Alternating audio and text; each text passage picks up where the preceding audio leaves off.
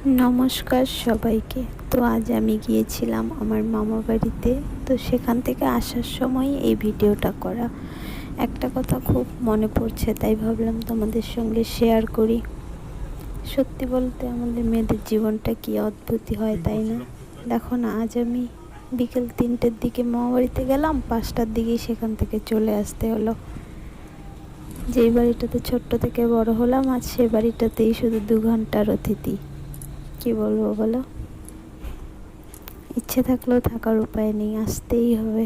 কারণ এখন এই বাড়িটাই মানে শ্বশুর বাড়িটাই তো আমার নিজের বাড়ি।